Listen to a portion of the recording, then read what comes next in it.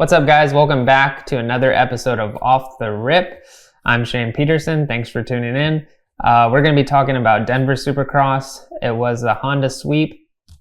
A lot to unpack. A lot of storylines that came out of this. It's the end of the season. The next round is the last race Supercross season. So yeah, let's get into it and see what happened in Denver on this episode of Off the Rip.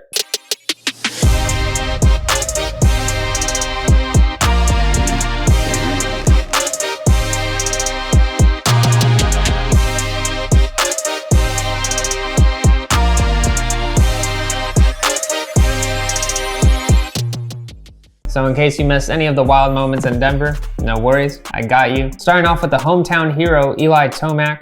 He had his fair share of problems throughout the entire day.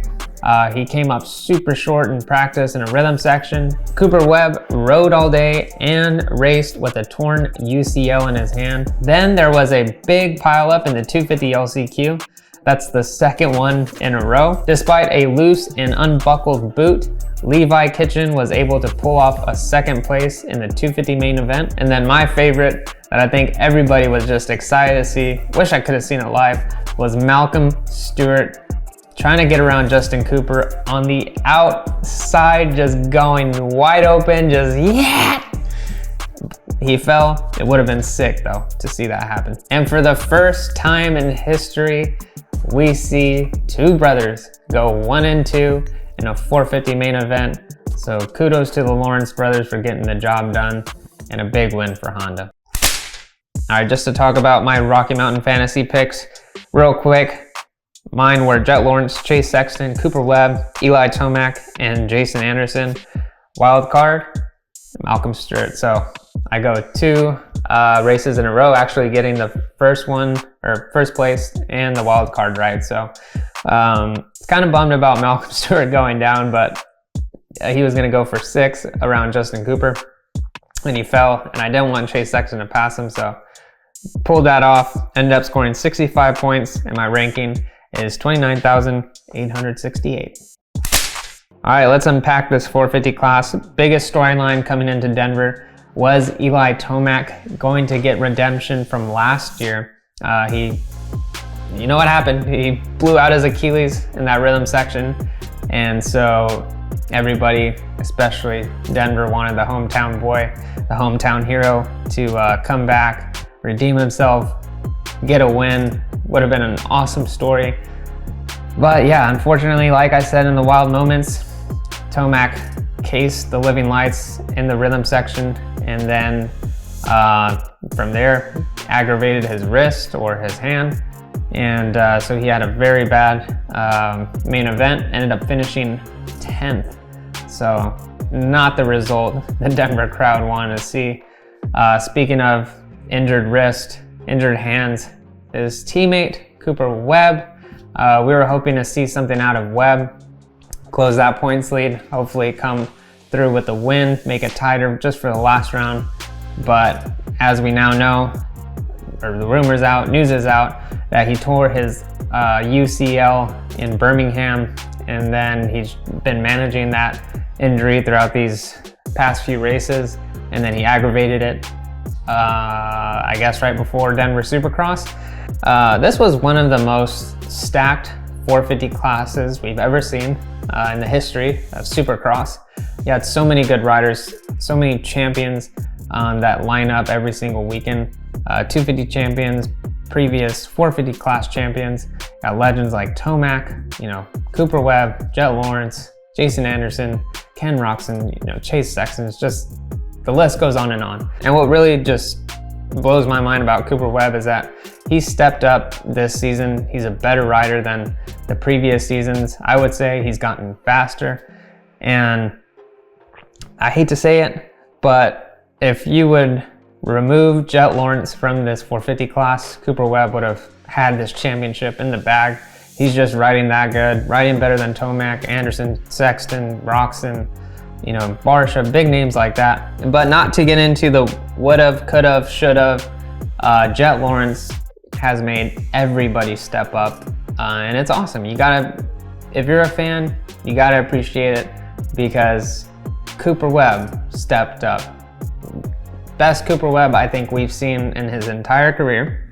Eli Tomac seems to have a fire lit under his butt, especially with the remarks Jet Lawrence made in a post-race press conference.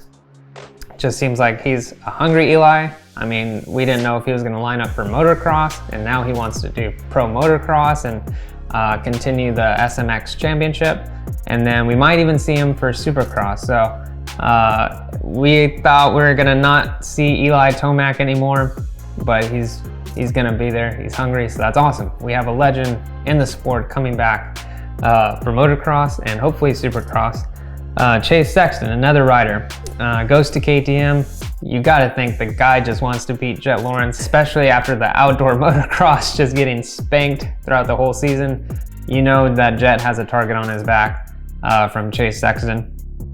So just Jet has really helped elevate everybody's game.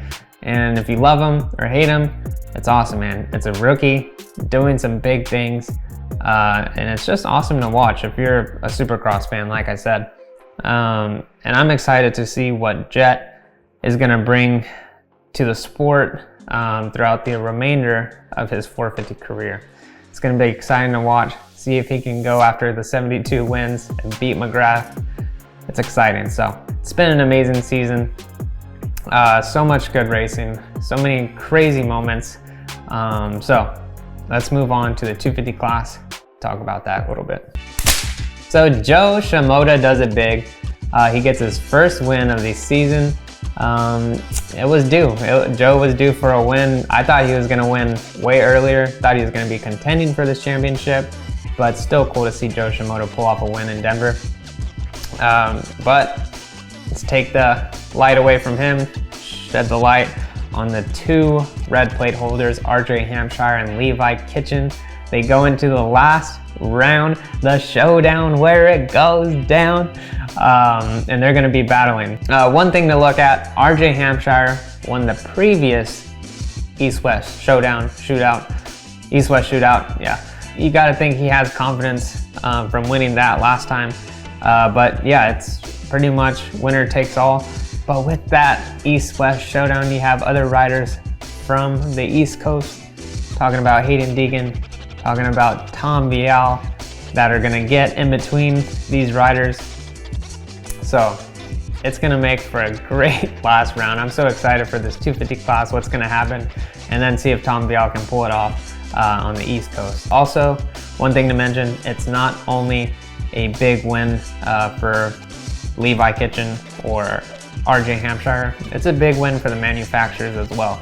Kawasaki hasn't won a championship since 2017 in Supercross. And if they do win, this will be their 300th win. So this would just be a big win for Kawasaki. But going on that note, Husqvarna has not won a championship in the 250 class in Supercross since 2017 as well. So both of these manufacturers are hoping to take home the championship in Salt Lake City. Who's gonna do it for them? RJ Hampshire or Levi Kitchen? We'll see. Maybe we'll get a 2017 repeat where Zach Osborne comes and cleans Joey Savacci out. I don't know. Could get ugly. Could be clean.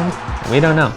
But we'll just have to see how it all shakes down in Salt Lake City for the last round of the 2024 Supercross season.